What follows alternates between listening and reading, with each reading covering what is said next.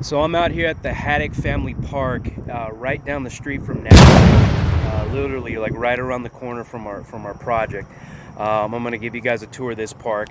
Uh, this is a great location. You can literally walk to this park over here, and this park is one of the most beautiful parks in El Paso, in my opinion. I mean, it's definitely unique with the the islands of vegetation, and the beautiful green grass. So I mean, this is a prime location.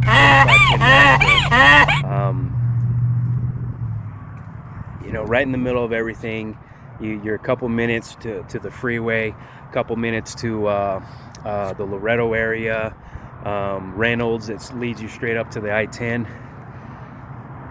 This park has a double court basketball court. Beautiful vegetation. A nice play area for the kids. And it's got some shaded area.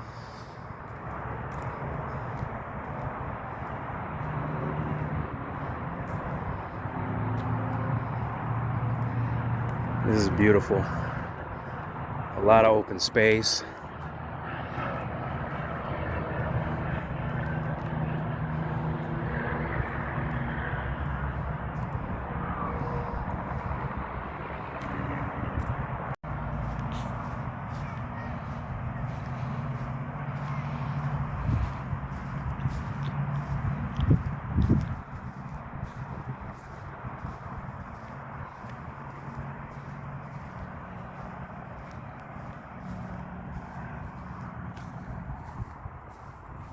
So I'll give you guys an idea of the distance from the park to our house.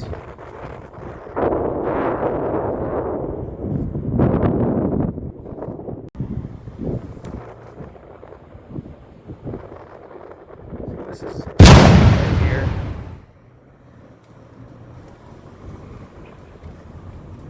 Got this beautiful roundabout, and we're literally right here. Not many locations have a park like right on the next block. All right, guys, so it's day 2, and today we're going to be walking through the house and going over our repair estimate, and just to make sure we're fresh on everything that we're going to do. Maybe we'll change our mind on some things. It's kind of like a puzzle. You just try to piece the right pieces together, make sure that you can do the things that are going to maximize the value, and maybe some things that that we can cut out that won't really have much of an effect on the value. It's an art, So I mean, not a science, it's an art. We're getting the HVAC and the electrical upgrade done. We usually do that first because those require permits, and you got to be careful with the city. Hopefully none of you go from the city are watching this video, but you don't want to have guys in the house doing work while permits are open, because city's going to go by. They're going to go in the house, they're going to see guys working, and they're going to try to tag you for everything, anything and everything. All right, so that's a tip for you guys.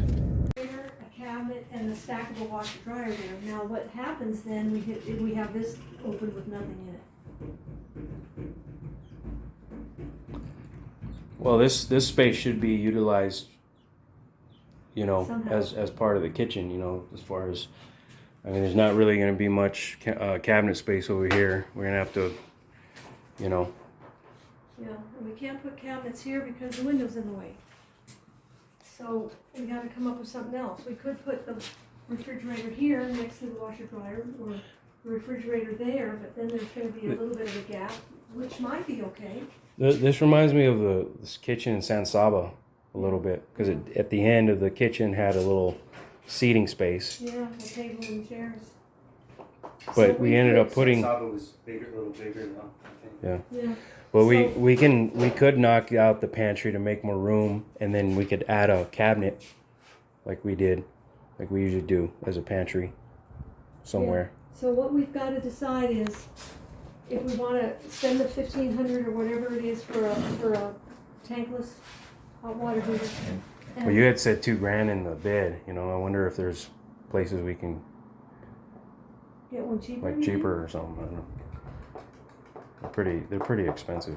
Well, it's mostly labor to install it. Oh, so that's including the The one that labor. I did in Stanton, yeah, I Was mean, all it those nightmare? prices are including labor. The one in Stanton was really small and easy to install, but that's only because it was a small house, only one shower and one sink, Okay, so we'd have to two have a bigger sinks. one. So here, there's two bathrooms, Yeah.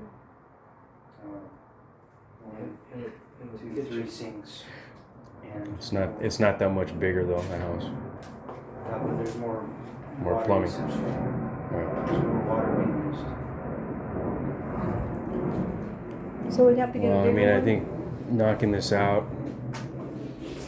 I mean, I think that in this house, it's best to have a tankless water heater. And getting rid of that one. Well, if we have to spend the money to do that, we have to spend money to do that, but if we have to leave this and then knock this wall dryer and a little just cabinet next to it, so you'll create kind of a little bit of a hallway here. This wall's gonna come back to the width of the cabinets, you know, like to a 30-inch depth here. So that'll make this room look better. So we could leave that. And the refrigerator would either have to stay over there, and I don't know how tight this is gonna be. Well, what if we have the stackable, you know, in the corner, like Stanton, and then all this is gone, and we just have, you know, kitchen run down here, all here, and then over here, and then. Well, that's what we're gonna do. And- So this whole wall is gonna be opposite this, that wall's gone. So it's gonna be that wall back there, that depth of that wall here, except if we decide to leave that where it is. So this will stick out, and then the washer dryer will be right here. It'll stick out further than this door. Cabinets. Well, we don't have those cabinets. Well, like a wash and dryer could be there, and then the pantry closet, and then countertop and cabinets. Yeah. Well, we can't put countertops and cabinets on this wall because of that window. The problem is that window is too low. I had an idea, but this is probably won't fall within the budget. But I thought about maybe getting rid of that door. Yeah. Like, that door is gone and the window, and then you do a galley kitchen, so you can have counters going Bam. all the way around. Bam, That. bam. Do a wraparound. Yeah, but then you have no back door. You only have one front door. We have to have a back door. Oh, we took out of Stanton is you can only, you know, put like 6 items in it, and it takes all day to wash it and dry it. Okay, look, Okay, wait a minute. it's already 2 o'clock. Let's go.